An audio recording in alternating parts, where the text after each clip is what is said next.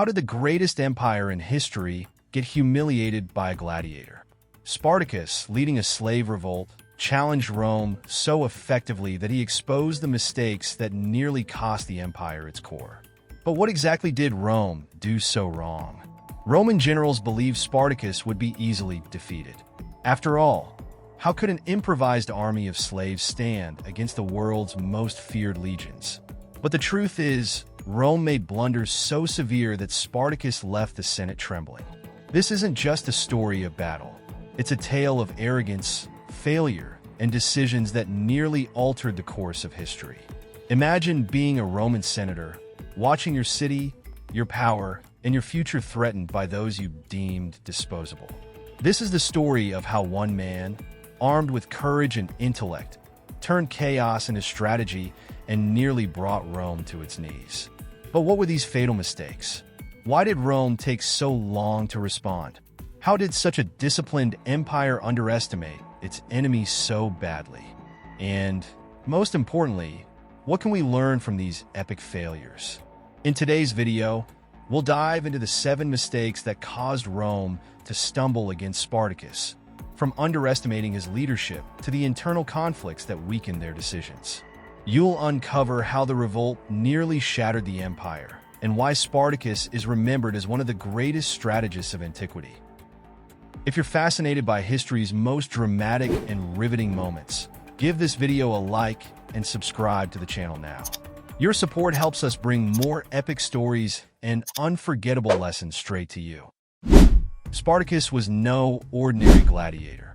While Rome saw him as a mere rebel, he was, in fact, a tactician capable of transforming a group of slaves into a cohesive fighting force. He understood how to exploit his opponent's weaknesses and used his knowledge of Roman tactics against them. Rome's mistake wasn't just underestimating Spartacus. It was failing to recognize him as a military genius in the making. While Roman generals assumed their discipline and experience would crush the rebellion, Spartacus turned the tables by creating a network of guerrilla fighters who were adaptable and unpredictable. But what made Spartacus truly dangerous was his ability to inspire. He transformed anger and desperation into loyalty and strategy, building an army that didn't just fight for survival but for a cause. As Rome continued to dismiss him as insignificant, Spartacus gained the time he needed to plan attacks that humiliated the legions. How could the world's most disciplined military power allow this miscalculation to spiral into disaster? It begins with chaos within their own ranks. Prompt 1. An intense scene set in a Roman training arena, with Spartacus standing tall, surrounded by fellow gladiators who are in the midst of preparing for battle. Spartacus, a commanding presence, is teaching his fellow slaves the fundamentals of guerrilla tactics. In Lego form, Spartacus is depicted with a fierce expression, pointing toward a map of the Roman Empire spread on a wooden table. His fellow gladiators, wearing simple gladiator armor, are gathered around, their faces a mix of determination and respect. The arena's stone walls are cracked and worn, with Roman soldiers observing from a distance, unaware of the danger that Spartacus's leadership will soon bring. The background shows a dark sky and looming Roman structures, creating an ominous atmosphere. The lighting is dim, with shadows creeping across the arena, emphasizing the tension and transformation occurring within Spartacus's ranks. In their desperation to contain the revolt, Rome deployed armies that were woefully unprepared for the challenge ahead. Soldiers were hastily recruited, poorly equipped, and lacked the unity that had once made the legions legendary. Spartacus, on the other hand, seized on these weaknesses with precision, setting ambushes that dismantled Roman forces before they even had a chance to organize. Each victory sent shockwaves through the Senate, exposing the cracks in the empire's celebrated military machine. The logistical failures didn't stop at the battlefield. Supplies ran dry, reinforcements were delayed, and communication between commanders broke down. Spartacus capitalized on this disarray, turning Roman arrogance into their downfall. But these mistakes didn't happen in isolation. They were the result of deeper fractures within the empire itself. As Spartacus's forces grew stronger, Rome's internal conflicts created an even greater threat. Could the Senate's divisions be the real reason Spartacus gained the upper hand? The revolt of Spartacus was fueled by Rome's own disregard for humanity. Decades of mistreating slaves had created a ticking time bomb that exploded when Spartacus gave them hope. Enslaved men and women saw his rebellion not just as a fight, but as a chance for freedom, a vision that united people across different regions and backgrounds. While the Senate viewed slaves as disposable labor, Spartacus saw them as the foundation of his revolution. This growing support wasn't just about numbers, it was about morale.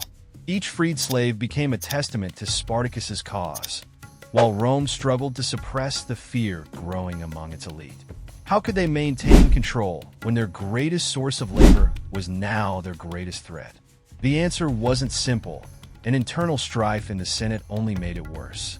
Could their inability to agree on a strategy have doomed them from the start?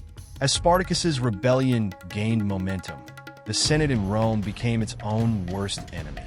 Instead of uniting against the threat, senators were locked in bitter arguments over how to respond. Some dismissed Spartacus as a minor inconvenience, while others pushed for drastic measures to restore order. This division wasn't just political, it was personal. Generals fought over who would take command, hoping for glory rather than focusing on the mission at hand. These delays gave Spartacus an advantage, allowing him to launch strategic strikes that further embarrassed Rome. The Senate's inaction became a symbol of its vulnerability, raising questions about whether the empire's foundations were as strong as they appeared. With their military pride wounded and internal unity shattered, Rome had to confront an even greater problem. What happens when their famed strategies no longer work against an unconventional enemy? Could Spartacus have exposed the fatal flaw in Rome's way of war? For centuries, Rome's military dominance relied on its disciplined formations and meticulously planned strategies. But against Spartacus, these traditional methods became a liability. His army didn't fight like a conventional force. They used mobility, guerrilla tactics, and unpredictable strikes to outmaneuver the cumbersome legions. Roman generals, trained to face organized armies, found themselves blindsided by ambushes and traps that Spartacus deployed with precision.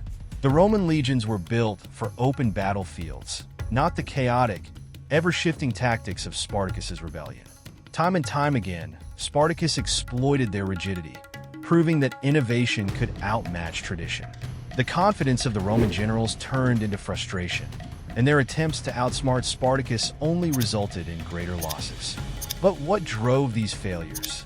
Could it have been the overconfidence of commanders who believed Rome's past victories guaranteed their future dominance? The arrogance of Rome's generals played directly into Spartacus's hands.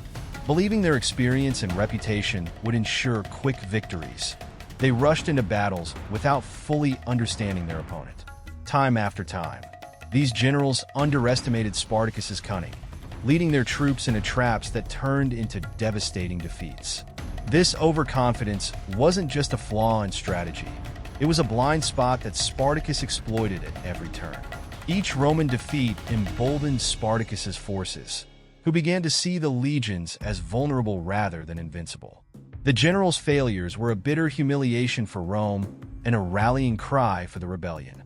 But why did it take so long for Rome to take Spartacus seriously?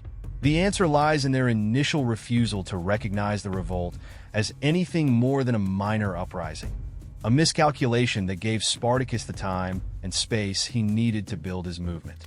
Could this delay have been Rome's most critical error of all? In the early days of the rebellion, Rome dismissed Spartacus as nothing more than a local nuisance. The Senate's reluctance to act decisively allowed the revolt to grow from a small insurrection into a full-scale threat. Spartacus used this time to strengthen his forces, gather resources, and strategically choose his battles. By the time Rome finally mobilized its elite legions, Spartacus had already built a force capable of challenging the empire. This delay didn't just allow Spartacus to expand.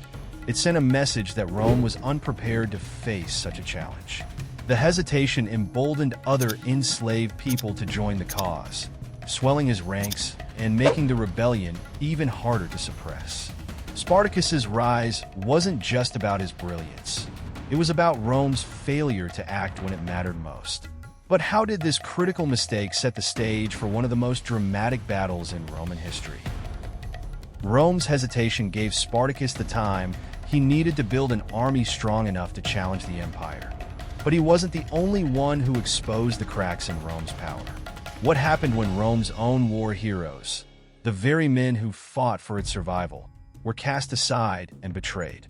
Discover the forgotten fate of the Roman veterans and how their broken promises turned into rebellions that shook the empire. Watch now.